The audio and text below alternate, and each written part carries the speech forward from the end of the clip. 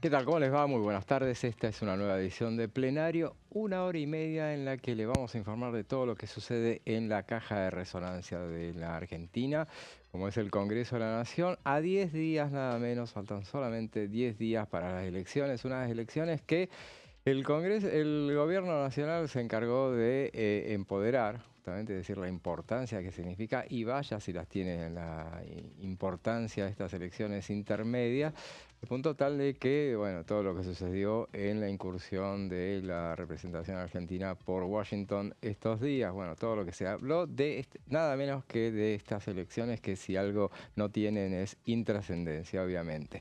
Bueno, de todas maneras, bueno, hay en todos los corrillos políticos se va especulando respecto de los números que tiene cada uno, pero respecto de los porcentajes que habrá en esta elección, cómo se miden las elecciones, bueno, al final del día la importancia la va a tener cuántas bancas se reparten en el Congreso de la Nación. Todos estos días les vamos a ir contando todos los pálpitos, ustedes los ven en las tandas, qué es lo que renueva cada provincia, qué es lo que renueva. Por eso a la hora de analizar porcentajes, bueno, no es lo mismo un 40% en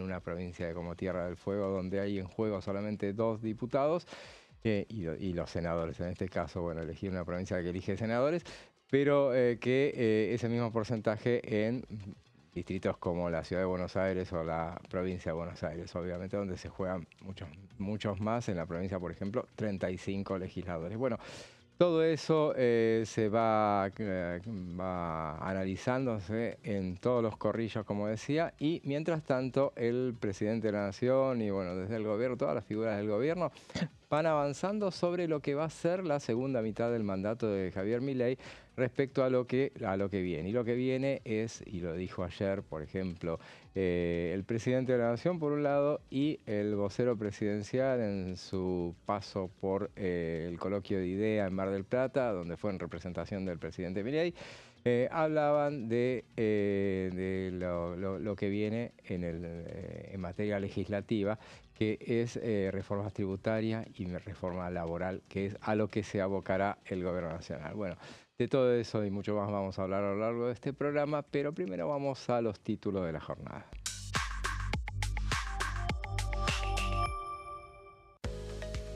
Juan Paso expuso sobre el presupuesto 2026. El titular del Arca alertó que el nivel de evasión en el IVA es similar a los valores de 2001.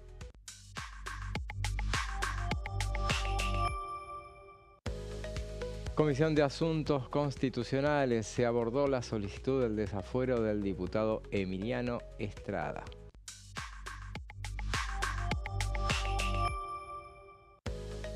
Atribuciones del Congreso, dictamen de mayoría para reafirmar las facultades sobre todo empréstito tomado por Argentina. Esos son los títulos principales de esta jornada, que aluden a las 3 reuniones de comisión que hubo ayer, después en esta semana de muchas comisiones. El martes, sin ir más lejos, hubo 12 encuentros, 12 plenarios prácticamente. Bueno, yo les presento a quienes me acompañan. Juan Pablo Cábana, ¿cómo estás? ¿Cómo estás, José? Muy buenas tardes. Sí, la verdad una semana bastante cargada para el oficialismo en relación a su agenda norteamericana, que le trajo bastante alivio, bastantes promesas y por lo menos un horizonte de expectativa de cara al 26 de octubre, siempre y cuando se den los resultados electorales que el oficialismo pretende, ¿no? Que es una victoria que también va a ser muy difícil de calcular, ¿no? Porque, por ejemplo, el sello Fuerza Patria no compite en todos los distritos y el peronismo, por ejemplo, no ha unido y ya se empezaron a ver distintas críticas y posiciones encontradas a respecto de cómo se va a leer el resultado del domingo 26 de octubre.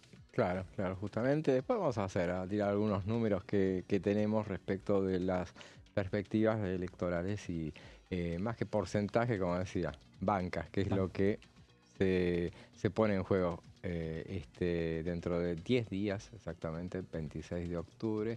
¿Cómo estás, Pablo?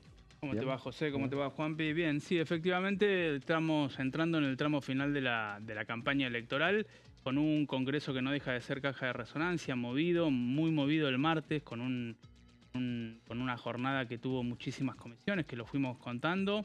Ayer se retomó, bueno, presupuesto, que es obviamente que es clave con la presencia del titular de ARCA, y hoy un poco ya bajando la actividad, pensando en que este domingo no, el siguiente hay elecciones, por lo tanto, alguna vez tenía que bajar la actividad legislativa en un año electoral, que es lo que siempre decimos. Así que bueno, hasta casi diríamos 10 días antes de las elecciones hubo mucho movimiento en lo que tiene que ver con las comisiones. Igual la semana que viene va a haber trabajo por el presupuesto 2026.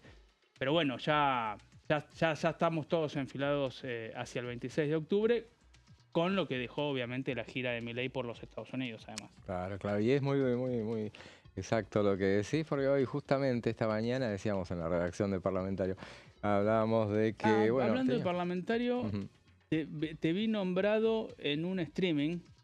Sí. Y vi nombrado parlamentario, y además te nombraban a vos puntualmente porque habías hecho un análisis de cómo quedaría el Congreso post 26 de octubre. Claro, sí, justamente habíamos hecho un cálculo del de máxima y el de mínima. Lo pusimos hace algunas semanas, después en estos días lo vamos a reflotar. Seguramente estaba pensando en el jueves que viene, o sea, antes de la veda, mostrar los números que se manejan respecto a las bancas, porque bueno, es lo que se pone en juego. En definitiva, la de máxima y la de mínima. Y lo que es más importante es la banca que va a tener el oficialismo. El oficialismo, justamente, que actualmente tiene 37 bancas. De las 37 quedan 29. 29 son los que, porque uno dice, bueno, no renueva nada. No, renueva, son 8 sería. 8 son. Que, bueno, son, por ejemplo, quienes completan los mandatos de Milei y Victoria Villarruel. Por ejemplo, los que completan los mandatos de los que... No, se van Carolina Píparo, por ejemplo, Esper también. Varios legisladores son todos los que renuevan. Ahí van... Asumidos en el 21 que la Libertad Avanza logró sumar. Claro, ¿no? Claro. Porque originariamente tenían 2, Villarruel y Milei. Lorena Maxim, que tú estaba en el bloque. Claro. Lorena, sí, ella entró después. Ella no renueva ahora. Claro, entró en el 23. Lo que pasa es que formó dupla con Píparo, entonces... y se integraron a la Libertad Avanza una vez que Karina Milei aceptó. Así es, se reintegraron. Sí. Y después las volvieron a expulsar. Y está, bueno, sí, de las listas del armado. Que quedaron totalmente marginadas. Claro, así que, bueno, eso es lo que se da. Se da que este oficialismo ha tenido bajas, o sea, esa es una de las características. En el debe, cuando se analicen el debe y el haber de cada mandato, independientemente, bueno, esto se analiza al final, estamos analizando las fotos, ¿no? Todavía no la película completa, pero bueno, el hecho de que ha tenido muchas bajas el oficialismo, que ha expulsado de sus filas. Bueno, uno después habrá que discutir si podían estar, si podía haber sido de otra manera. Pero bueno, recordemos, las primeras bajas son aquellos que se fueron con el MID, armaron el MID, un bloque aparte, Sago, Falcone, Ibáñez, que después se reintegró. Y quienes forman el bloque de coherencia, que no solo se fueron, sino que ahora son muy refractarios. Lo que hicimos también en ese trabajo que mencionabas, analizamos a ver cuáles son las bancas dialoguistas, porque lo que va a analizar el gobierno va a seguir siendo minoría. No va a ser, ni siquiera va a ser la primera minoría, le vaya como le vaya, porque obviamente renueva poco, pero así tuviera quienes se fueron, no llegan. El mejor de los casos, lo que calculábamos era una bancada de 78. 78 diputados. Me había quedado 71 en la memoria. 78 diputados, y en el peor de los casos eran alrededor de, sumada 41, eran 58. No, para ver, 41 más... más 37. Más 27. 27. Perdón, más 29. Ahí tenés 70 podría llegar. Es un número. Lo que pasa es que de esos 79 que no son del oficialismo, de la Libertad Avanza, que son 8 del PRO, que uno dice, bueno, no, están adentro. No. O sea, hoy por hoy están dentro del PRO. Sí, habrá que ver ese comportamiento, ¿no? Después del 10 de diciembre, ¿qué va a pasar con Claro. Porque el PRO tiene ambigüedades, digamos. Claro. En algunas provincias juega por separado. Ayer hubo un acto que encabezó Cristian Ritondo en la provincia de Buenos Aires, en La Plata, con los candidatos bonaerenses y con los referentes bonaerenses, sin libertarios. Digo, ahí hay algo, ¿no? Claro. Que está alguna diferencia, Claro. mal que mal, siguen marcando. En las votaciones se vio también eso. En las votaciones se vio, además no votan de manera unificada, digo, los amarillos. Y después concatenaba esto que decía José a declaraciones que tuvo hoy Luis Caputo hablando de reformas hacia adelante y la presentación de un proyecto de bicameral de Oscar Agos Carreño para conformar una bicameral para tratar una reforma previsional, tributaria, me falta la última. Laboral. Y laboral, gracias. Claro. En 180 días. Claro.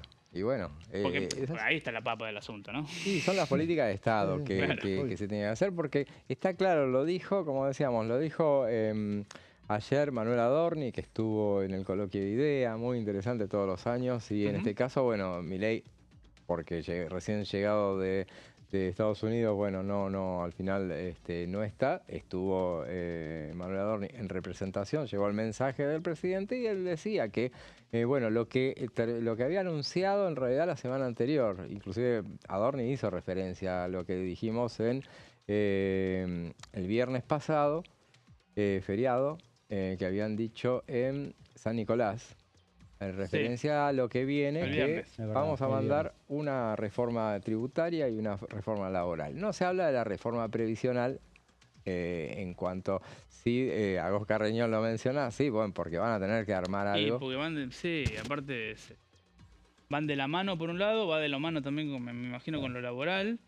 Y después que cuando uno mira el presupuesto, lo que es ANSES, se lleva el 60-65% del presupuesto. Entonces, no pensar cómo vas a financiar lo previsional. Claro. Ya sé que obviamente uno dice reforma previsional y lo primero que viene a la cabeza es la edad. Claro. Sí, ¿no? claramente, Sí. porque se extendió la vida laboral y demás. Claro, y algún día va a haber que hablar. Siempre todos son refractarios a que tener que laburar 5 años más, por decir, digo 5 por decir un número hipotético, ¿no? Pero bueno, va todo de la mano, me parece. Seguro. Pero algún día va a haber que hablarlo y esa alternativa que propone Agos Carreño, que es uno de los que se les vence el mandato, que va a tratar de renovar, pero la tiene difícil, pero bueno, es lo que se propone.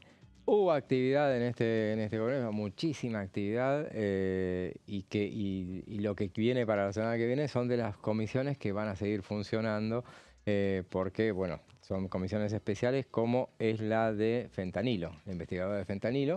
Y sobre ese tema, Juan Pablo tiene unas placas. Así es, José, vamos a hablar un poco de lo que dejó la última reunión de la Comisión de Fentanilo, que déjame también contarte un dato, que hoy a partir de las 18 horas en el Monumento de la Bandera se va a producir la primera reunión de familiares víctimas de fentanilo. Es la primera marcha que se realiza al respecto para pedir por justicia y prometen los familiares que no va a ser la última, sino que va a ser la primera de una serie de manifestaciones públicas que busca poner este tema en agenda. Un escándalo que se desató hace un par de meses y que dejó hasta el momento 124 fallecidos, que es una cifra que está totalmente abierta según fuentes judiciales porque del laboratorio salió una partida, un lote de fentanilo contaminado de prácticamente 45.000 ampollas, por lo cual es muy probable, muy factible, dicen incluso los familiares, que la cifra de muertos siga creciendo conforme se vaya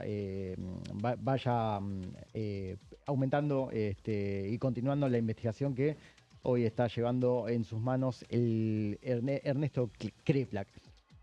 Vamos a la primera de las placas en la que vamos a estar dando algunos detalles de lo que fue el último encuentro de esta comisión que preside la santafesina Mónica Fein. Allí estuvieron distintos especialistas que se encargaron de dar algunos detalles de la producción de este opioide, que es mucho más poderoso que la morfina y que tiene distintas particularidades que también llevaron a que algunos mecanismos de control no se hayan puestos en valor.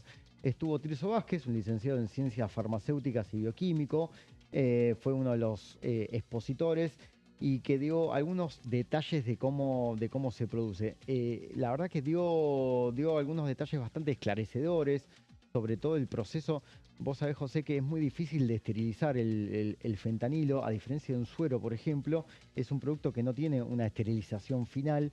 Eso también lleva a que muchas personas tengan que intervenir, que se cuide mucho la temperatura del ambiente en el cual se produce este producto, que las distintas personas no puedan manipularlo, o sea, Claro. hay personas que tienen que estar cubiertas de pies a cabeza al momento, y sobre todo hay otro dato que tiene que ver con un sellado especial que tiene que ver con para resguardar justamente esta sustancia. Hablaban de que era fundición a fuego, algo así. Fundición a fuego, Ah, perdón, exactamente. fundición de vidrio. Sí, fundición a vidrio, exactamente. Por lo cual hubo ahí una intervención, una pregunta de Cristian Castillo, el diputado del Frente de Izquierda, sobre si se podría haber adulterado el fentanilo en su proceso final, y justamente por este proceso final, ¿no? Claro, ahí no se puede. Justamente, sí, el especialista dijo que era Es imposible. imposible Ujú. y que evidentemente hubo una falla en esa instancia de producción que hizo que el fentanilo finalmente esté contaminado y o adulterado. Son dos de las posibilidades que hoy se manejan. Hay muchas prácticas estándar y también hay muchas prácticas que tienen que ver con pasos que se imitaron de la producción internacional. Por lo cual, el especialista dijo que si se cumplieron todas las prácticas elementales de la producción de fentanilo, no tendría que haber sucedido absolutamente nada, por lo cual, bueno, obviamente deja abierta la posibilidad de que hubo una falla. Por ejemplo, una de las frases que dijo, se demora 14 días el ensayo, se demora 14 días el ensayo, si no cumplen no puede salir ese medicamento al mercado. También habló de un proceso muy estricto de cuarentena y de control y que desde su visión no se cumplieron los pasos necesarios en el laboratorio.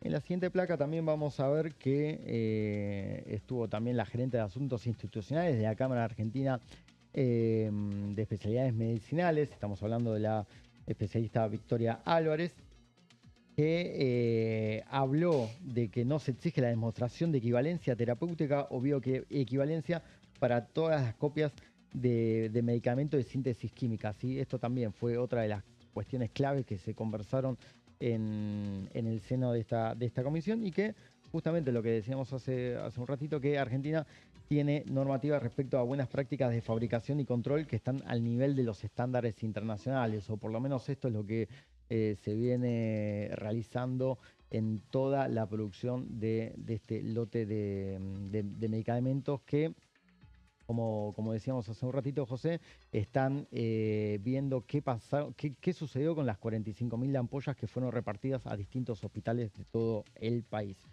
Hay también algunas novedades que tienen que ver con el tema del ADMAT. Nosotros en los anteriores programas estuvimos contando que la ADMAT está siendo sometida a una auditoría interna que todavía no tiene fecha, que en esta auditoría interna están está involucrado el Ministerio Público Fiscal a través de su Procuraduría de Investigaciones, que es la PIA. La PIA ya tuvo por lo menos un contacto extraoficial con el Ministerio de Salud, que conduce Mario Lugones, que le dijo que el proceso de auditoría está siendo es correcto y que prometen resultados en poco tiempo, aunque esos plazos la verdad que se vienen estirando bastante, porque ya hace bastantes semanas que vienen diciendo que la auditoría va a estar, pero todavía no hay resultados. También tiene que ver con este proceso que pega de lleno en Agustina Vicio, que es la auditora del ADMAT, que fue también cuestionada, que hace 3 semanas se conoció que hubo un contacto, una reunión que ella tuvo con miembros del laboratorio, que en principio esa reunión no había existido, no la había confirmado, fue una declaración ante la justicia, y que eso también la lleva a estar en el centro de la escena. ¿Por qué digo esto? Porque en el Ministerio de Salud reconocen que podría dar un paso al costado si esta auditoría demuestra que la ADMAT tuvo responsabilidad justamente en el proceso, en la falta de control, mejor dicho, o si directamente la justicia determina que el organismo, la Agencia Nacional, está en serios inconvenientes y que tuvo equivocaciones justamente al permitir que este lote de fentanilo se distribuya en todos los hospitales. A propósito de esto, José, la ATMAT contestó una serie de preguntas que le envió a la comisión. Esto fue muy bien recibido por todas las autoridades, en especial Mónica Fein, que en una de sus primeras intervenciones contó que el último lunes por la noche el organismo respondió todos los interrogantes. Todavía no dio a conocer cuáles son ese tipo de respuestas, pero yo imagino que en los próximos días vamos a poder tener algunas certezas de qué respondió la ATMAT sobre este caso tan dramático que ya tiene 124 fallecidos. Y por otro lado, se confirmó que justamente el 3 de noviembre se va a producir una reunión de la comisión en la ciudad de Rosario, justamente el lugar en donde hoy se está haciendo la primera de esta marcha federal de familiares de fallecidos por fentanilo y que se va a transmitir por televisión. A propósito de esto, José, no va a ser el primer encuentro fuera de recinto, sino que también tienen planificadas otras reuniones. Y también hubo algunos contactos con el magistrado que entiende la causa, con Kreplak, para tratar de que finalmente aparezca en la comisión. Una intuición que yo tengo, creo que Kreplak va a esperar tiempos prudenciales para aparecer en el recinto una vez que se termine el proceso electoral. Yo imagino que el magistrado no querrá Que se politice. que se politice la causa, exactamente. Ahí Sí, bien sí, que sí. hace. Porque me parece que va a ser un flanco muy... Había politizado el gobierno. Claro, exactamente. Sí. Yo calculo que va a ser un flanco justamente para el oficialismo, ¿no? Va a escribir que justamente en medio del proceso electoral aparece Kreplak con críticas bastante agudas a todo lo que fue el sistema de proceso y control. Bueno, y justamente yo imagino que el magistrado no querrá pasar por esa situación, sobre todo porque ya la vivió en carne propia. Recordemos que cuando estalla el escándalo, aparece Javier Milei directamente prometiendo recusación y además tildándolo de juez Cuca, una definición que le ocasionó también muchas divergencias internas porque, vos te acordás, José, que a las horas Patricia Bullrich, la ministra de Seguridad, lo tildó de juez probo, e incluso Mario Lugones habló de que su tarea al frente del expediente era óptima y no puso ningún tipo de reparos en torno a su labor, y bueno, también se mostró muy cercano a los familiares de los fallecidos, que dicho sea de paso, defienden mucho la labor del juez, como también los abogados, ¿sí? Claro. Están por lo menos muy conformes con todo lo que se hizo. También hay algo clave en esta historia. Si avanza una recusación, la investigación obviamente va a tener otro va a tipo ralentizar, sí. exactamente, Claro. otro tipo de tiempos. Y justamente lo que quieren los familiares es que se acelere Los tiempos, sí. claro, la investigación. Necesitan justicia lo más rápido posible. Así es, bueno, puntual, Juanpi. Justito. Llegamos justo al momento de la primera tanda, después seguimos con más plenario.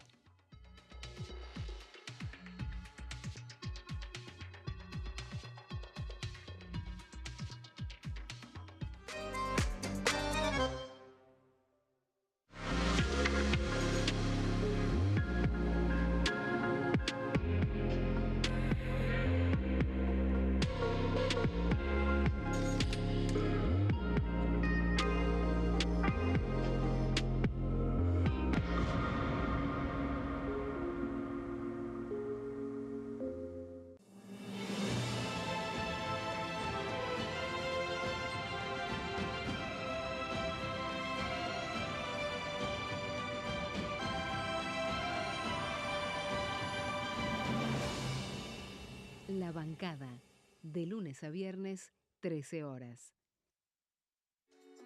Bienvenidos, bienvenidas. Esto es mi proyecto de TV Stream.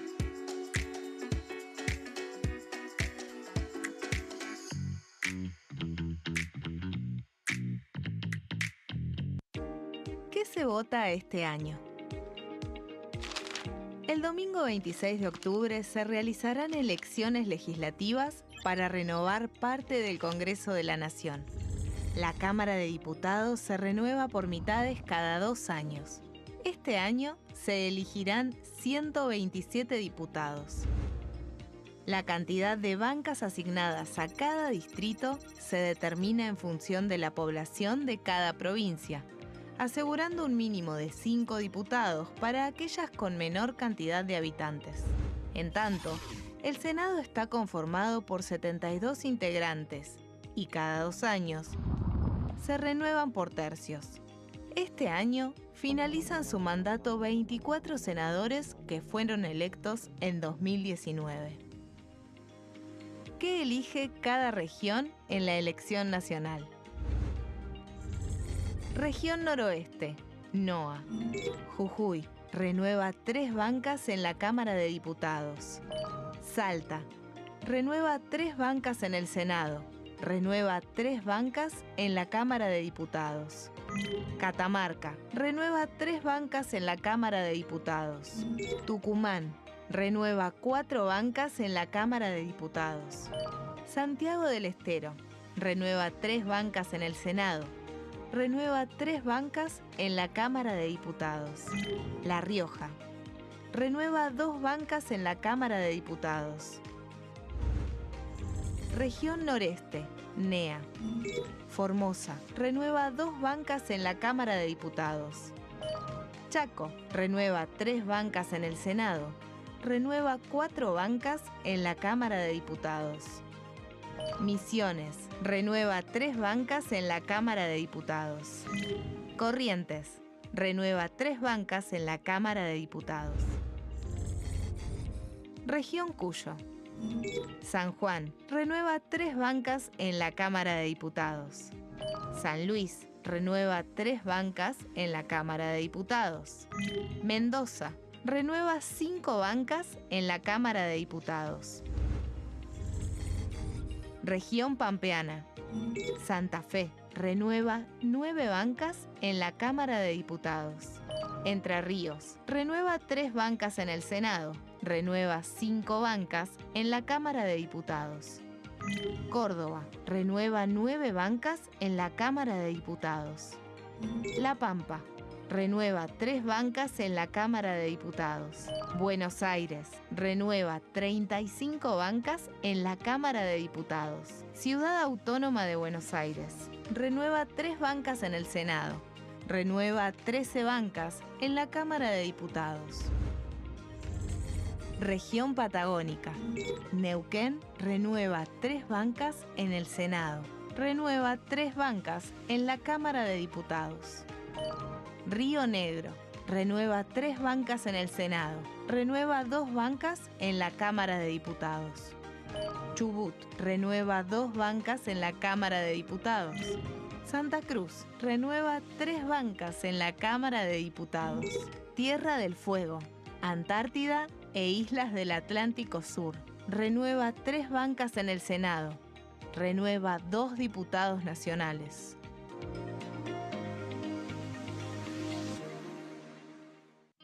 El sarampión es una enfermedad viral altamente contagiosa. Que no juegue con tu hijo. Puede poner en riesgo especialmente a menores de 5 años no vacunados. Ante la aparición de fiebre y manchas rojas en la piel, consulta de inmediato con un médico. La vacuna es la única forma de prevenirlo y es parte del calendario nacional de vacunación. Es segura, gratuita y está disponible en vacunatorios, centros de salud y hospitales públicos del país. Vos ya tenés esta vacuna. Dásela a tus hijos. Elegí prevenir.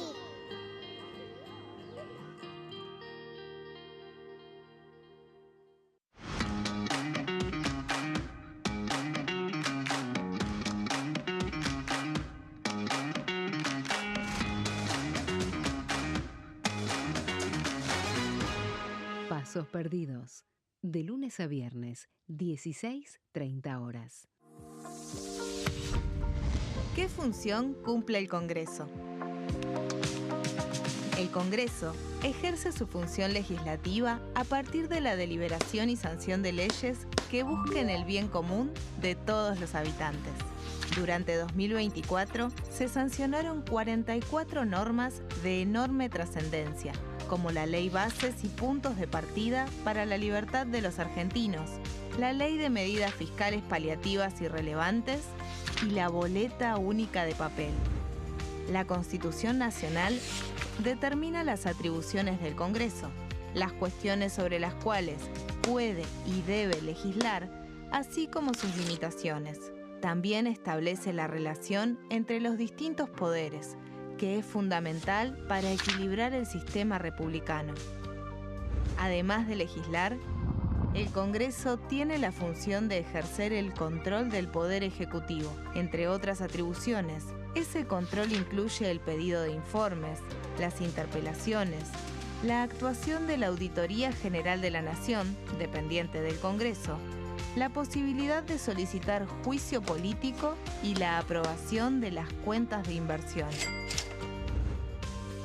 Desde la reforma constitucional de 1994, el jefe de gabinete de ministros tiene la obligación de concurrir periódicamente al Congreso para informar acerca de la marcha del gobierno. Este informe se realiza alternadamente en cada Cámara del Congreso.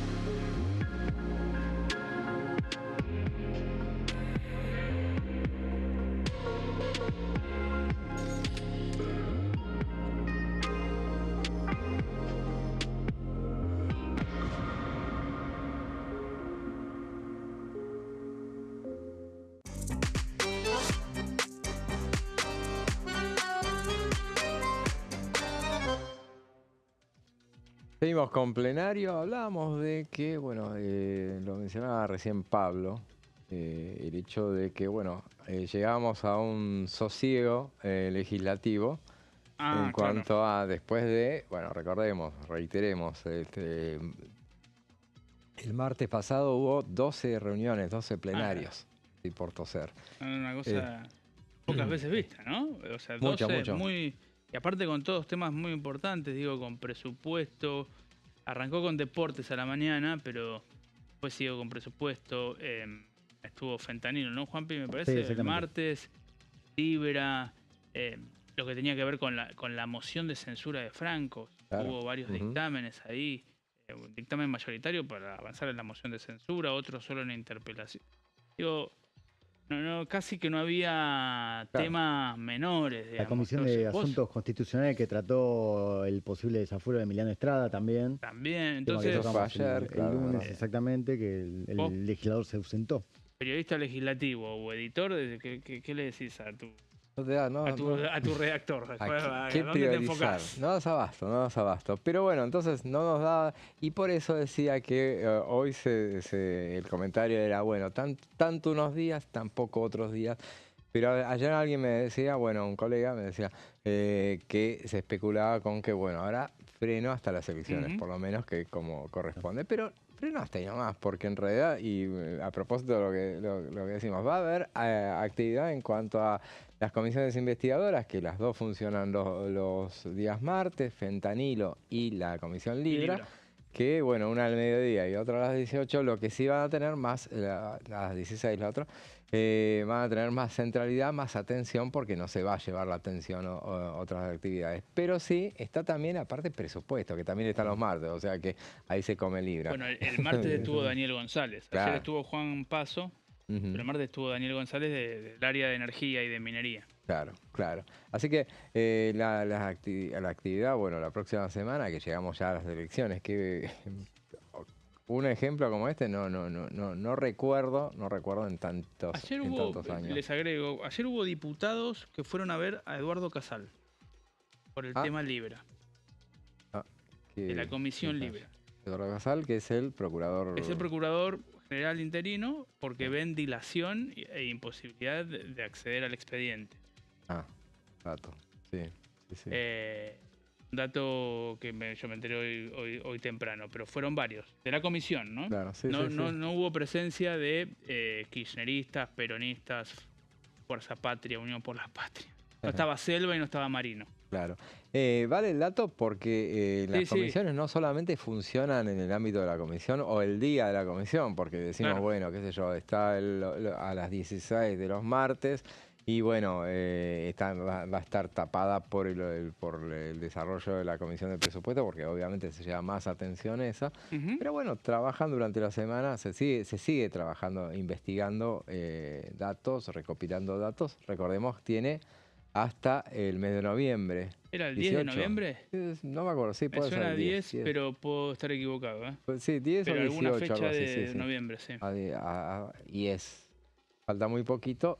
Tendrán que emitir, tendrán que emitir un dictamen o varios dictámenes que en definitiva sirven para la investigación, o sea, no tienen correlato judicial, pero sí sirven para aporte para la justicia, en todo caso. Y entre las comisiones que se reunieron también estuvo aquella que analizó los proyectos de el tema de una reforma en la ANDIS, ¿no? La ANDIS. Claro. ANDIS. Ese es un tema que vos tenés algunas placas. Sí, en realidad es un proyecto de Esteban Paulón, que en realidad está en campaña, obviamente, y que va a ser candidato a senador nacional. Es candidato a senador nacional en la ciudad de Buenos Aires. No recuerdo ahora su frente electoral, pero un poco después de que la Cámara Nacional Electoral le impide o le rechaza a la Libertad Avanza la idea de reimprimir las boletas con Diego Santilli, ¿sí? Con el rostro de Diego Santilli en la cabeza de la lista, y que va a quedar finalmente José Luis Espert.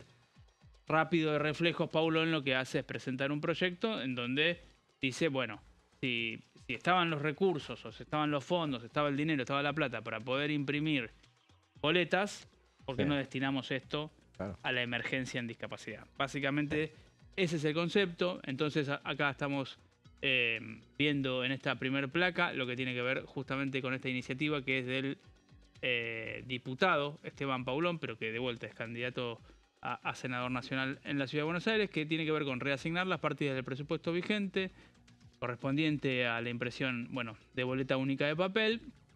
El monto que se había hablado, el monto que presentó el propio gobierno ante la justicia electoral, primero ante Ramos Padilla, que es el que tiene como juzgado 1 federal competencia electoral en la provincia de Buenos Aires, y después ante la Cámara Nacional, 12.169 millones de pesos. Ese era lo que había estipulado Lisandro Catalán, que es el ministro del Interior, y que tiene dentro de la órbita del ministerio la DINE, ¿sí? La Dirección Nacional Electoral. Así que ese era el monto que presentó el propio gobierno.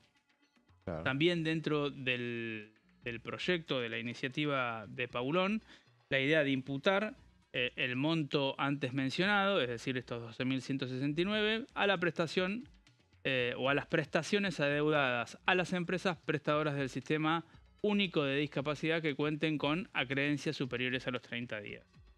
Es decir, no solo, el sistema de discapacidad no solamente tiene que ver con las pensiones que se le da a alguien que puede comprobar algún grado de discapacidad en términos de salud, sino también hay toda una serie de prestadores, ¿sí? De salud, de traslado, de cuidados y demás, educativos, pedagógicos y demás, que obviamente se ven afectados ante la falta de presupuesto. El plazo que pone el proyecto de Paulón es de 30 días, es decir, si tenés una deuda que supera, que entiendo que debe ser la mayoría, ¿no? Porque 30 días tampoco me suena tan lejana en el tiempo. El proyecto tiene como objeto autorizar la reasignación presupuestaria de los fondos originalmente destinados a la reimpresión de las boletas. Bueno, esto es un poco más de lo que ya venimos conversando. destinar esos fondos a lo que tenga que ver con la emergencia en discapacidad. Y acá en la última placa lo que hacemos es citar parte de los fundamentos o un extracto, un párrafo de los fundamentos con los que Paulón hace la presentación de este proyecto, que obviamente uno entiende que no va a prosperar y que tiene que ver con la idea, obviamente, de señalar lo que tiene que ver con la emergencia en discapacidad.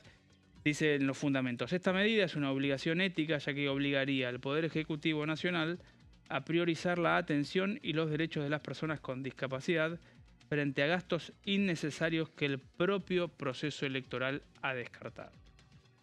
Bueno, nada, una iniciativa, sí, es verdad, enmarcada en la campaña electoral, sí, es verdad, que con una cifra que surge del propio oficialismo, surge de la propia Casa Rosada, que son estos 12.169 millones de pesos, pero que tiene que ver con todo un ruido que está pasando, porque mencionábamos hace unos minutos nada más este supermartes.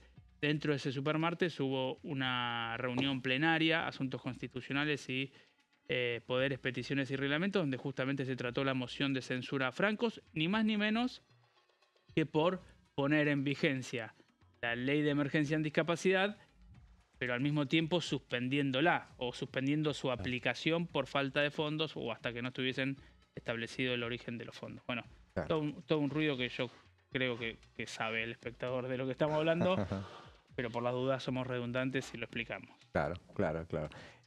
Bueno, ese es otro de los proyectos que avanza en materia de todo lo que haga la onda expansiva de la cuestión del Andis, ¿no? Totalmente.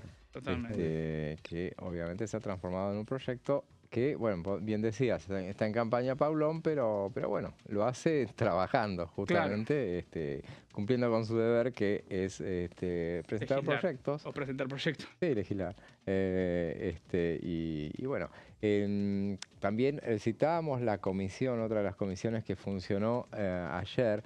Ayer hubo en realidad menos comisiones, pero la última fue, que terminó bien tarde, que fue la Comisión de Asuntos Constitucionales, que nosotros lo habíamos comentado acá porque fue una citación que surgió durante el mismo debate. El mismo debate de la semana anterior, que cuando se trajo a colación el tema, ya se sabía que iba a pasar eso, porque el oficialismo venía preparado para los embates que fuera a haber contra José Luis Esper.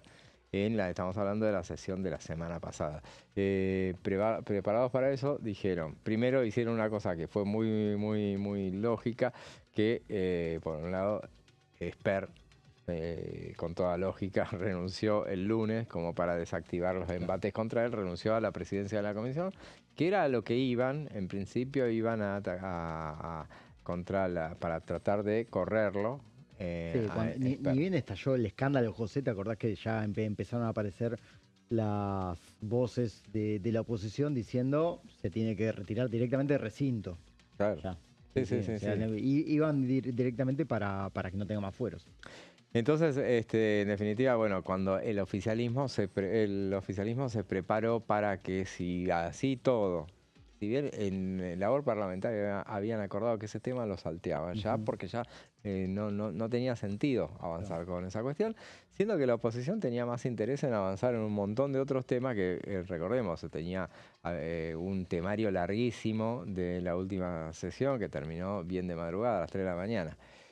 ¿Cómo terminó la reunión? Dicho sea de paso, la izquierda no se dio por vencida e insistió desde el principio, desde la cuestión del privilegio, a través de Vilma Ripoll, pidieron la destitución de José Luis Esper. Y terminó la sesión cuando Cristian Castillo propuso la destitución, un apartamiento del reglamento para avanzar con la destitución. En ese momento ya estaba previsto que no hubiera quórum para sesionar, entonces se acabó la sesión, faltaba un minuto para las 3 de la mañana, eso fue lo que sucedió, pero el oficialismo tenía previsto que si se insistía con la cuestión, iban a sacar, bueno, todos los procesados diputados con problemas con la justicia de Unión por la Patria, comenzando por Emiliano Estrada, el salteño. Y entonces eso fue lo que en un momento dado se habló, lo trajo a colación cuando estaban discutiendo el tema de Esper en uno de los embates que hubo sobre el nombre de Esper. Silvana Giudice hizo un comentario de que había entrado en julio pasado un expediente mandado por la justicia salteña pidiendo su comparencia, entonces pidiendo autorización a la Cámara para que lo pudieran indagar. Y ese expediente había quedado cajoneado. Recogió el tema horas después, porque fue muy larga la sesión, Silvio Los Penato, y dijo, bueno, ¿cómo es eso de que había un proyecto, había un expediente que había llegado a mesa de entrada y nosotros no lo tratamos, Claro.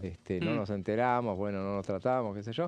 No puede haber doble vara, también dijo. Claro, y así fue que se armó un debate, estaba presente el diputado Esteves, dijo que, bueno, se defendió obviamente, tenía derecho a hacerlo. No tiene una sentencia firme, está imputado. Dijo, Hay dos de sus ex empleados muy complicados y señalando sus responsabilidades, vale recordar, en campañas de difamación y fake news a través de redes sociales. Estos dos ex empleados fueron allanados, encontraron evidencia y los dos ex trabajadores de Estrada, que además fueron contratados por el Congreso, confesaron que iniciaron todo ese tipo de tareas por orden de Estrada.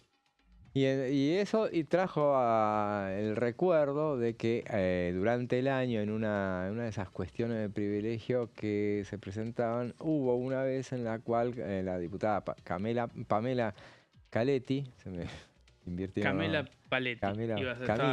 Casi a punto de decir. Pamela Caletti trajo una cuestión de privilegio aquella vez y contando lo que había vivido y bueno, embistiendo contra su colega Estrada. Coterráneo, ¿no? Además, sí, aparte, bueno, ¿no? era una cuestión que en ese momento muchos que se conmovieron, dijeron, bueno, si hay cuestiones de privilegio que tienen sentido, esta era un ejemplo, dijeron claro. en ese momento. Ayer lo vimos, traigo todo esto a colación porque ayer en el debate, termino con lo de la sesión. En la sesión misma, Nicolás Mayoraz, como presidente de la Comisión de Asuntos Constitucionales, dijo, lo vamos a tratar, si les parece, lo tratamos el miércoles que viene a las 2 de la tarde, dijo, sí, tal cual. Claro. Nosotros vimos que no apareció nunca, apareció en la agenda, dijimos, bueno, si ya lo dejaron, no hizo la presentación correspondiente, qué sé yo. Al final sí apareció porque, bueno, apareció para ayer, miércoles, a las 17. El tema se trató, no estuvo presente, como decían ustedes, no estuvo presente Esteves, pero obviamente y previsiblemente el resto de Unión por la Patria lo defendió. ¿Hubo despacho? No avanzaron con un despacho, no. Se habló del tema. Al final habló Germán Martínez, dijo bueno que dieran por terminado el tema ahí porque ya no tenía, cada uno había dado las explicaciones. Nicolás Mayoraz dijo, bueno, vamos a tomar unos días. Le pidió a todos que vieran las horas de video, hay 16 horas de video de lo que fue el juicio contra los empleados de Estrada.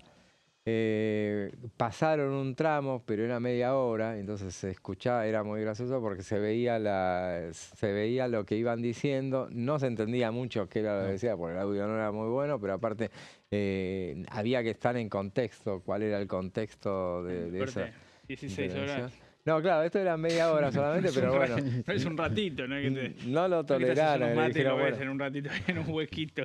Terminémosla, le dijeron, después la vemos, dijeron, y claro. Chao, quedaron así, claro, bueno. Decían que, bueno, mirá, ¿viste cuando te mandan un video y te dicen, pero mirá desde el minuto 12? Minuto tanto, claro. 12 hasta ahí, bueno, no llegaron al minuto 12 y la cortaron ahí, después, bueno, quedaron a hacerlo, pero bueno, en ese debate, la diputada Caletti tuvo una reacción muy que bueno, se viralizó después porque se sacó totalmente, porque ella hablaba.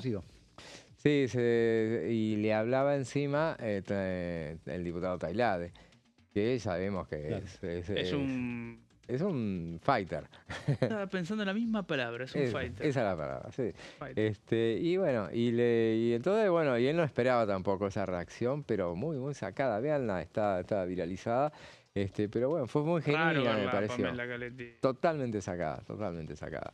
Después, bueno, siguieron hablando, después dijo no podía hablar porque seguía. La verdad que el tema de que cuando te hablan encima en las comisiones es muy difícil de... Debe ser difícil. Yo, que soy cabrón, Te saca.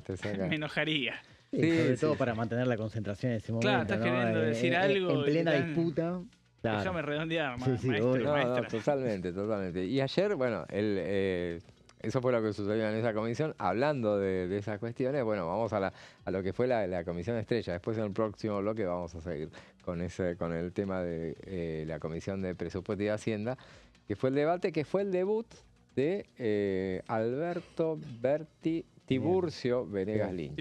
Así es, ¿no? Es un nombre poderoso para un El último noticiero. Tiburcio que conocí era Cerrizuela, Ah, sí, es verdad. central de River.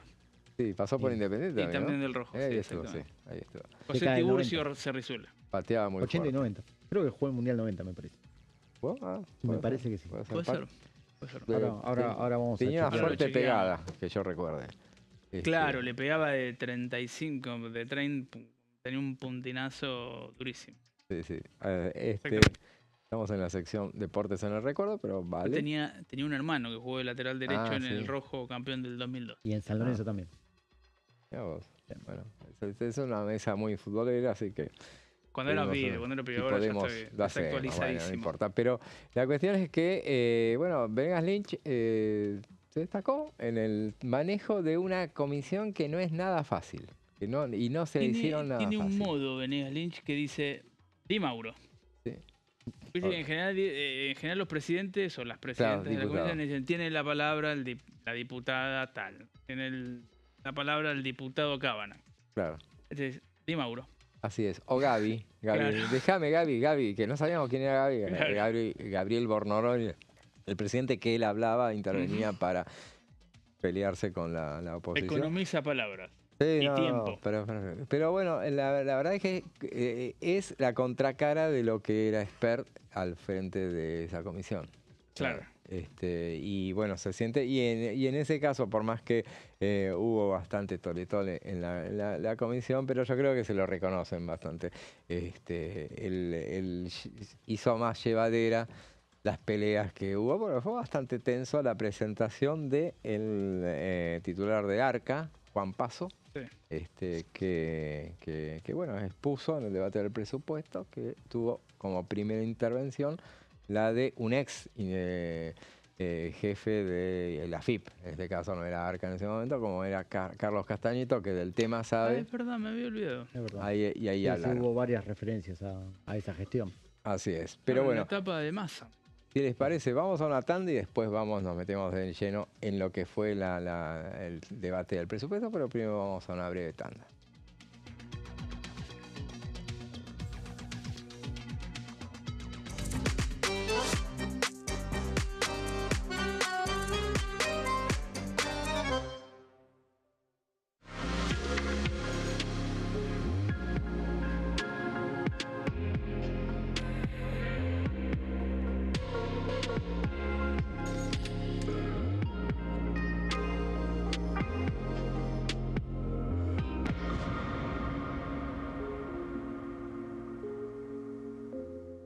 El domingo 26 de octubre son las elecciones nacionales.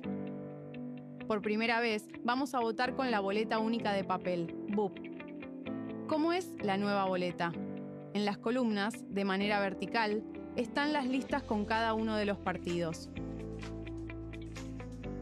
Y en las filas, ubicadas horizontalmente, las categorías de cargos. En las elecciones de este año, las provincias que solo elijan diputados van a usar este modelo de boleta.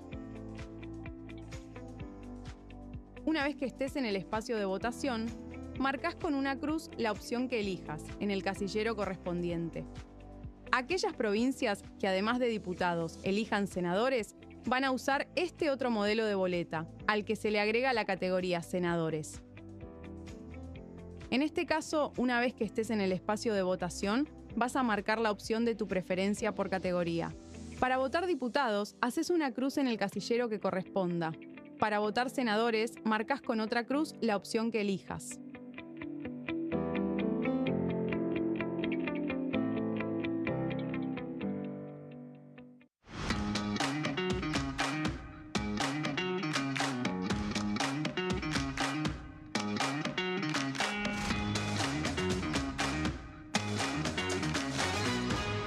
Pasos perdidos. De lunes a viernes, 16:30 horas. ¿Quiénes conforman el Congreso?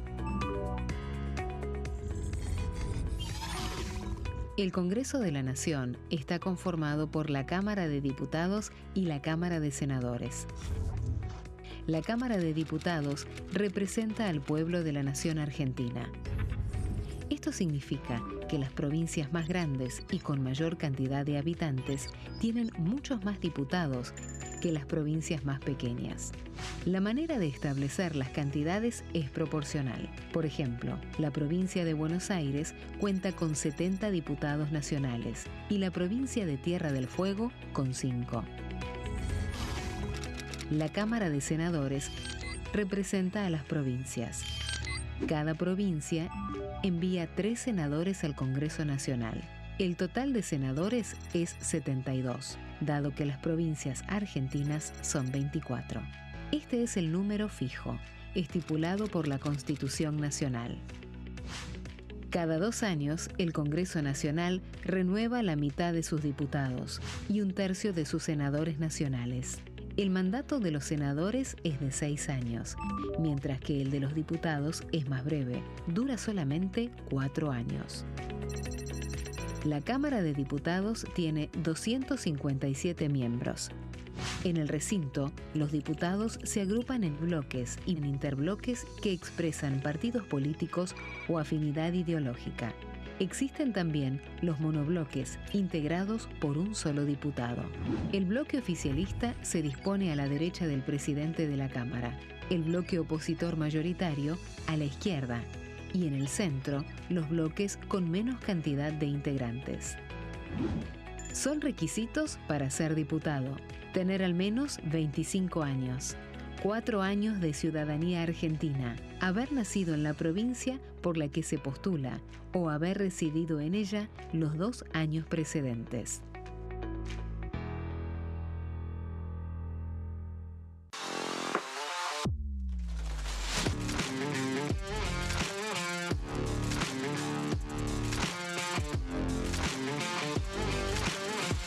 Orden del día, de lunes a viernes, 11 horas. Bienvenidos, bienvenidas. Esto es mi proyecto de TV Stream.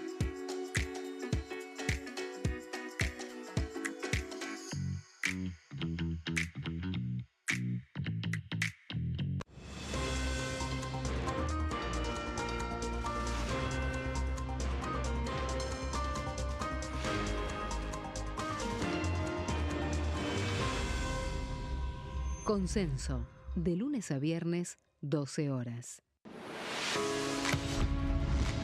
¿Cómo funciona el Congreso? Las sesiones son el espacio donde los diputados debaten proyectos de ley para su aprobación, modificación o rechazo. En una misma sesión pueden tratar varios proyectos de ley.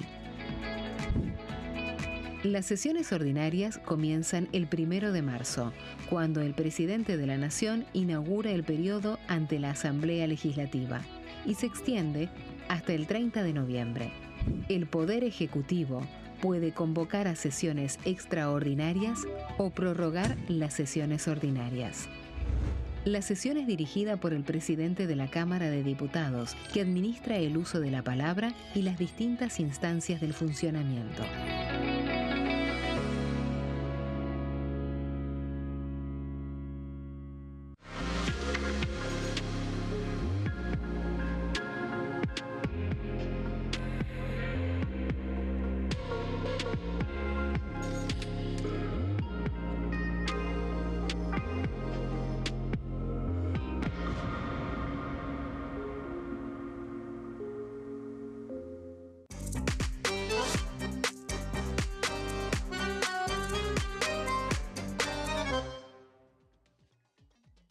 Seguimos con plenario y lo que decíamos, entre las actividades que hubo ayer en la Cámara de Diputados, en las comisiones, tres comisiones muy importantes que tuvieron lugar. La de más temprano, así citamos todas las que trabajaron ayer, se abocaron a debatir un proyecto de Máximo Kirchner para autorizar, para que justamente se ponga a consideración los acuerdos que se hagan con Estados Unidos, lo cual generó una controversia fundamental. En primer lugar, el proyecto fue defendido por Itay Hackman, porque no estaba su autor, Máximo Kirchner. Bueno, lo presentó puntualmente y después desde el PRO, que fueron quienes se encargaron de rechazarlo con más argumentos, decían que era un proyecto que iba a traer más problemas que certezas, porque en realidad era como que todavía no hay ningún acuerdo. O sea que en realidad todo ha sido de palabra, pero no se ha rubricado nada. Que si en el momento, si esto es un swap, como se ha dicho, en realidad no tiene que pasar por el Congreso, claro, porque así no pasó, es lo que sucedió con el swap con China. Y porque eso es un acuerdo que se hace entre los bancos centrales, y en ese caso el Banco Central es autárquico, y entonces no tiene por qué pasar por el Congreso de la Nación.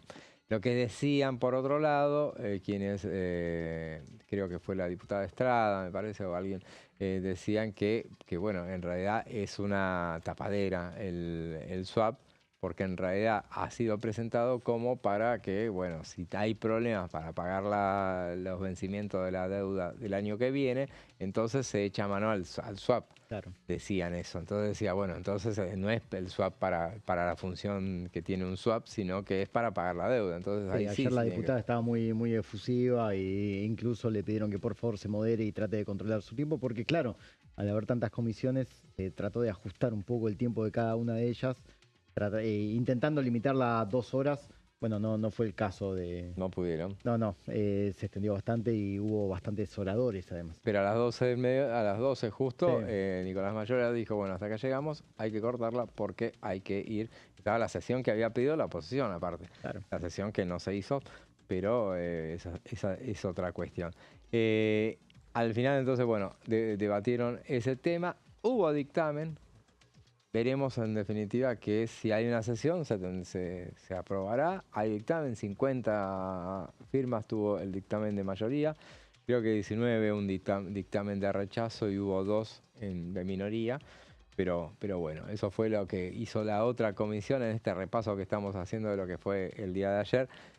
Si repasamos las 12 del martes no terminamos más, así que fueron muchas, pero lo hemos varios visto. Programas. Sí. Lo hemos visto. Todo esto. Ya hemos hablado de ellas, pero sí, el tema, lo que sí, ayer el plato central era la continuidad del debate del presupuesto 2026, con la presencia en esta oportunidad de Juan Paso, titular del ARCA, que se presentó puntualmente después de que, bueno, unos prolegómenos, bueno, arrancó rápido ayer la presentación de este funcionario que generó la primera señal de rispidez.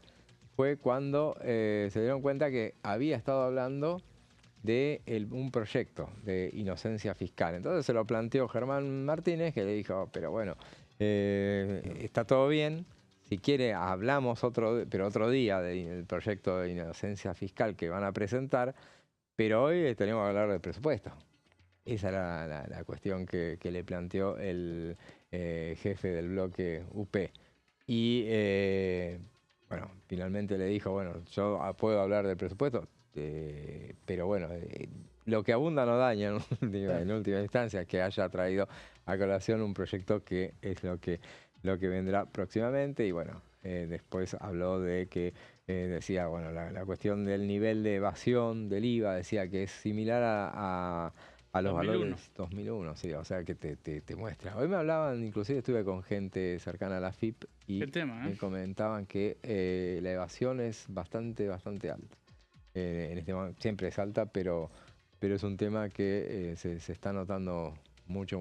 Está evidenciando, claro. Lo que pasa es que también, además, más allá de la evasión, digo, y después no soy especialista, pero la evasión de la recaudación, ¿no? El IVA es el tributo por el que más se recauda. Sí. Y debe ser un signo de alarma importante si empieza a evadir, digo, más allá del delito en sí mismo. Por ahí hay gente que lo evade o lo elude para poder vender o para poder comprar o para poder abaratar algún precio y que alguien te lo compre, me imagino yo, ¿no? Sí. Entonces, debe ser un signo de baja de la actividad, porque allá hasta el propio presidente reconoció que estamos entrando en una fase, no sé si recesiva no es la palabra que utilizó, pero que la economía está sufriendo un parate importante, algo así, dijo el presidente. Sí, y además también te agrego, Pablo, que lo que esgrimen desde el gremio, que en los últimos tiempos se ha despedido a mucho personal gracias a los retiros voluntarios y eso también terminó complicando la tarea de recaudación. A diferencia de otros organismos, este es clave, es central, y necesitas muchos técnicos preparados, necesitas personal calificado, y lo que se hizo en los últimos tiempos, acorde al plan Motosierra, fue tratar de ajustar a la administración del organismo, y bueno, eso también repercute justamente, bueno, por lo menos lo que dicen desde el gremio que conduce Pablo Flores, es que bueno, se va a ver afectada la recaudación por falta de gente. Así es. Bueno, pero hablamos mucho de Juan Paso. Veamos lo que decía ayer durante su presentación. Dentro de las últimas medidas sacamos un scoring del CISA que se flexibilizó el esquema para calificar la conducta fiscal. Además se actualizaron los periodos de información productiva para reflejar los ciclos agrícolas más amplios por avances tecnológicos y cambios climáticos. No utilizamos más ni el CISA ni el RUCA como elemento de persecución. El agro es un aliado de la República Argentina, es un aliado de este gobierno y no va a tener en ARCA un organismo que sirva para la persecución de los productores en la República Argentina.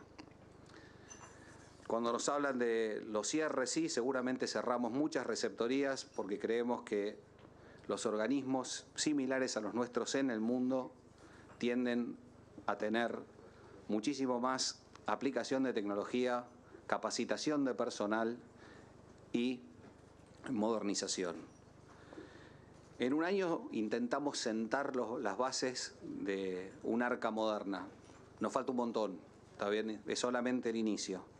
Por eso el proyecto de ley de inocencia fiscal consolida este nuevo paradigma entre la relación entre Estado y los contribuyentes. Pasar de la confianza que tenemos que intentar lograr para no ser más un organismo que la gente, cuando era intimado por ARCA o Lex AFIP, se presumía culpable. ¿Qué es el proyecto de ley de inocencia fiscal? Reconoce al ciudadano como alguien que actúa de buena fe, reduce cargas innecesarias y concentra la fiscalización donde realmente hay que concentrarla. Es un enfoque basado en riesgo. Recuerdo una última reunión con mi par francés, cuando le comenté la cantidad de gente que yo tenía en DGI, cuál era el porcentaje de grandes contribuyentes. Hablando, por ejemplo, del tema de la cuestión del agro, ese parate que hubo con el tema de las retenciones, ese freno esa liberación en realidad de los que duró 3 días solamente, le generó un agujero en realidad bastante importante, me comentaban hoy justamente, en lo que es la recaudación. Y bastante malestar de los productores o de las cámaras, pero de los productores rurales, digo, ¿no? Sí. Porque digo, lo escuché a Marco Pereda, creo que es el vice de la sociedad rural, no hablando mal porque se cuidan de hablar mal tal vez pero no le habían caído bien algunas declaraciones. Paso había estado en el stream Carajo cuando se hizo esa baja temporaria que al final duró 3 días, ¿fueron? Sí, muy poco hasta completar el cupo. Que era hasta el 31 de octubre o los 7.000 millones de dólares. 7.000 millones de dólares, claro, así es. Sí, además también hay un problema, sumo a lo que decía Pablo, con los sindicatos que estaban negociando, la Federación Aceitera estaba negociando paritarias. Las cámaras empresarias insistían en ofrecer aumentos de sueldos en línea con la inflación y de repente tiene una ganancia extraordinaria y los gremios, con justa razón, expresaron, bueno, queremos una paritaria del 26%, ya que ustedes obtuvieron una ganancia que calculaban entre 1.500 y 2.000 millones de dólares, básicamente, una ganancia extraordinaria en estos tiempos, y las cámaras empresarias se negaron, por lo cual hay una conciliación obligatoria y posiblemente, de acuerdo a los dirigentes sindicales como Daniel Jofra, grandes posibilidades de que haya una medida de fuerza después de que venza esta conciliación obligatoria que sucederá luego de las elecciones del 26 de octubre. Claro, y bueno, y escuchábamos en este fragmento que poníamos en pantalla la referencia que hacía a lo que decíamos, este tema de esas referencias que hizo al proyecto de ley de inocencia fiscal, que desató, como comentábamos, la reacción del jefe del bloque Unión por la Patria, que dijo, bueno, no, acá vinimos a hablar del presupuesto, no de otro proyecto, que está bien, hablemos de ese proyecto, pero otro día lo ponemos y nos ponemos a analizarlo. Hoy es si no, dijo, este es tema libre, la vaca. Entonces hablamos de cada uno de lo que quiera. Y después chicaneó, porque la reunión de ayer fue bastante picante, y dijo, es lo mismo que nos pongamos a hablar de las propiedades de Juan Paso en Florida. Sí, lo que motivó también una réplica contundente. Que le dijo, bueno, yo trabajé toda mi vida en el sector privado, en realidad trabajó en el sector público también, sí, pero bueno, no importa. Pero, así que tengo todas las declaraciones juradas, esto lo compré con mi sueldo, y prueben a hacerlo, dijo. Dijo a los... Creo que en un momento dijo, si quieren les explico con manzanas cómo se hace. Sí, que generó la reacción del diputado Carvajal, claro. Creo que se enojó, se estaba por ir. Bueno, hubo algunas sobreactuaciones también, que es lo que pasa siempre en las reuniones de comisión. Veamos otro pasaje de lo que decía el titular del ARCA. La idea era venir a hablarles del proyecto de ley de presunción de inocencia fiscal, el contexto en que estamos proponiendo este proyecto de ley y el marco que lo antecede. En primer lugar, explicar que lo que estamos queriendo cambiar es el enfoque tributario en la República Argentina y dejar de tener una matriz persecutoria, sino entender que tenemos que tener alineados los objetivos para que crezca de manera consistente la recaudación. En 2024 la situación era crítica. La evasión tributaria en IVA en 2024 fue de más del 37%. Es un nivel de evasión similar post-crisis del 2001, para poner en contexto. La informalidad laboral era de 4 de cada 10 argentinos. Tenemos 10 millones de puestos de trabajo en el SIPA, 5 millones de monotributistas, 1 millón de autónomos, 500.000 trabajadores de casas particulares y más de 4 millones de trabajadores en la economía informal. 37% de evasión de IVA, 40% de evasión y informalidad en el mercado laboral. Si ustedes ven, guarda mucha similitud todo lo que es el régimen de evasión de IVA con lo que puede ser el régimen de evasión en materia laboral, y esos son los números lógicos que se ven en todo lo que es evasión en términos de pago de impuesto a las ganancias. Escuchábamos al funcionario, bueno, que habló bastante del tema de la evasión, como decíamos, una evasión similar a 2001, que bueno, pinta un poco el cuadro que es el que hay. Él decía, por ejemplo, en un tramo, dijo que la evasión fiscal en materia del IVA tuvo niveles mayores al 37%, lo que marca cifras peores que en el 2001, o sea que peor que en 2001, esta es la cuestión. Y bueno, lo que escuchamos es que la informalidad laboral es de 4 sobre 10 trabajadores argentinos, que son más de 4 millones de argentinos. Un montón.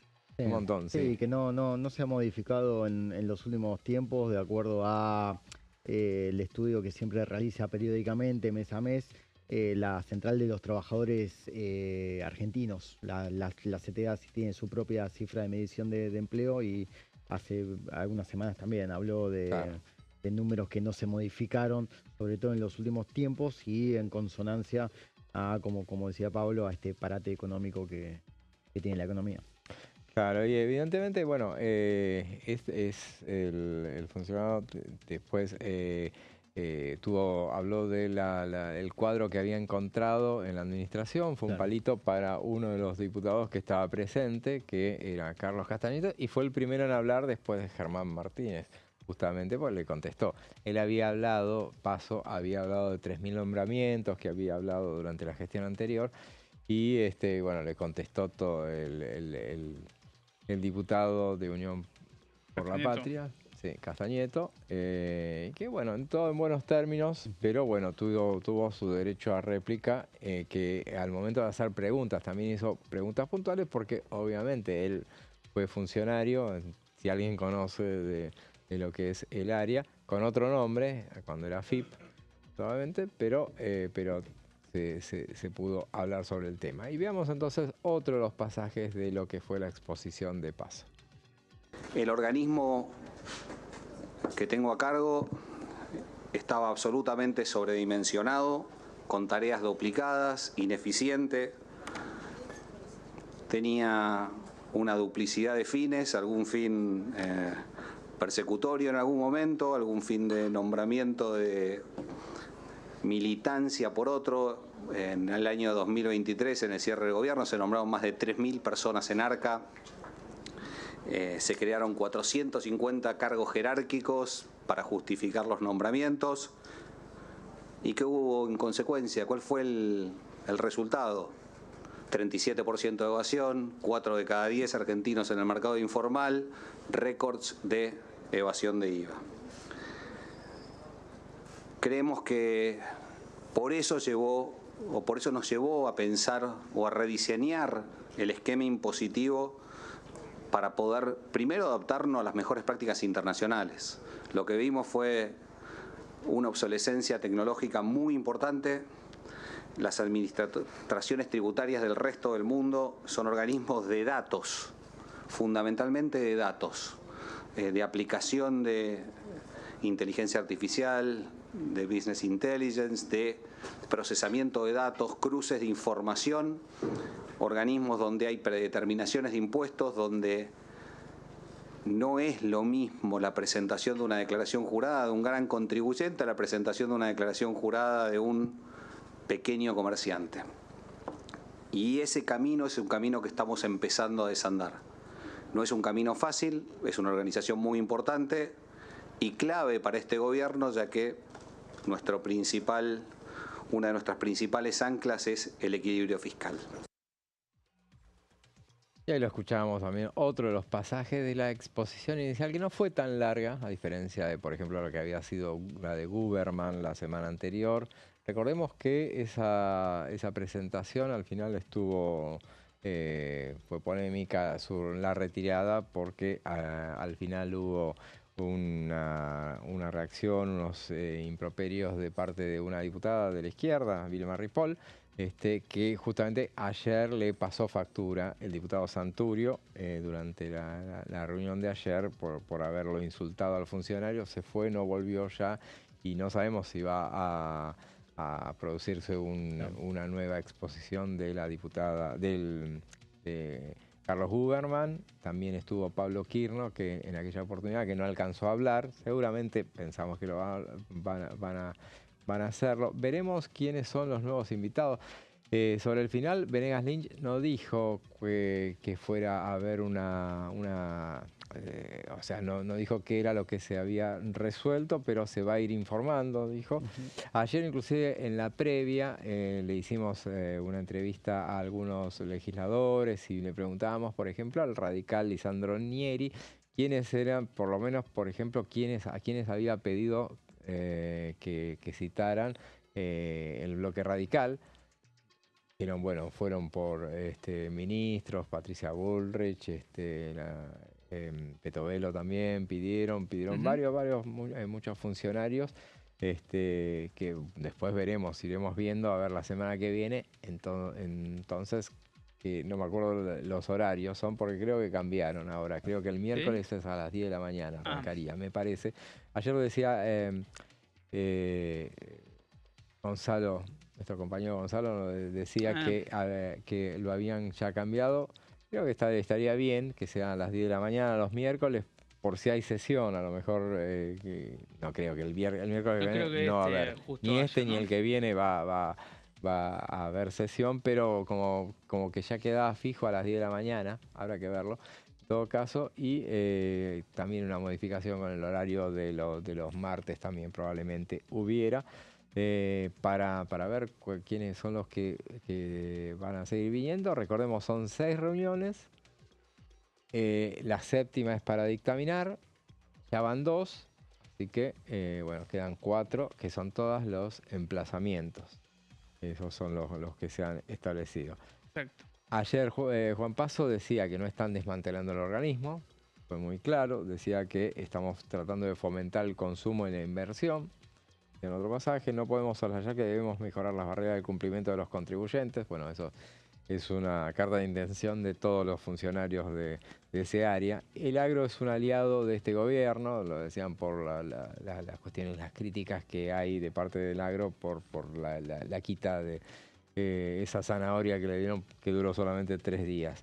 Y el principal incentivo de regularización de los patrimonios es el acceso al crédito privado, que creció del 3 al 9% del PBI. Tenemos, sí, también... Por ejemplo, hay crédito, se recuperó el crédito hipotecario, que ahora, bueno, con las últimas corridas, los últimos movimientos cambiarios, se alteraron ese tema. Me parece que se ralentizó la entrega, pero bueno, eso era otra de las cuestiones que se habían activado en los últimos días. Y bueno, eso fue un poco el repaso de lo que fue la presentación de Paso. Para la semana que viene, entonces, ¿qué tenemos? Hasta ahora no hay, si uno mira el cronograma, no hay nada previsto. Está bastante pelado. Pero recordemos, ¿qué es lo que hay? Bueno, fentanilo ya lo tenés. Sí, exactamente. Y tenemos, bueno, el 3 de noviembre, la reunión de la comisión en Rosario. En Rosario, que no se ponían de acuerdo con la fecha. Es verdad, sí, empezaron a discutirla bastante porque, bueno, pero bueno, fue bastante consensuada. Al final, ¿quién no va? ¿Chipi Castillo?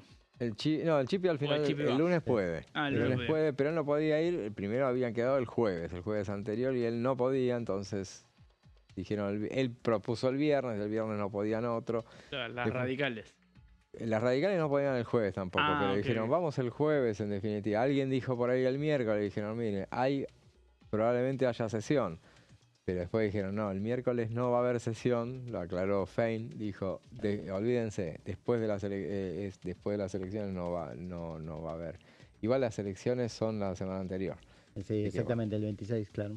Así que el bueno. Lunes 3. La cuestión es que finalmente dijeron el lunes, pero el lunes, por lo que dicen, hay un problema con logístico para ir. Porque tienen que ir, no pueden ir, hay un problema con los vuelos, aparentemente, aunque el problema fundamental es que el aeropuerto de Rosario está en reparaciones. Entonces, ese es otro contratiempo que tienen que ir en auto. Aparte decían, si son los autos de la Cámara, se estableció a partir del accidente que tuvo la diputada Rocío Bonacci, que sean 2 los choferes que vayan a Rosario cuando van. O sea, que para que uno para la ida y otro para la vuelta, será algo así. Pero bueno. Cuestiones que tendrán que ver con esta próxima presentación de esa reunión, que será extramuros. Exactamente. Llegamos al final. Gracias, Juanpi. Por favor, José, muchas gracias. Gracias, Pablo. Por favor. Y gracias a ustedes por estar del otro lado. Ahora les decimos que se queden en la pantalla de TV para seguir Pasos Perdidos con Amanda Alma y Fernando Fracchelli. Y nosotros nos volvemos a encontrar mañana viernes con Plenario a partir de las 15. Hasta entonces.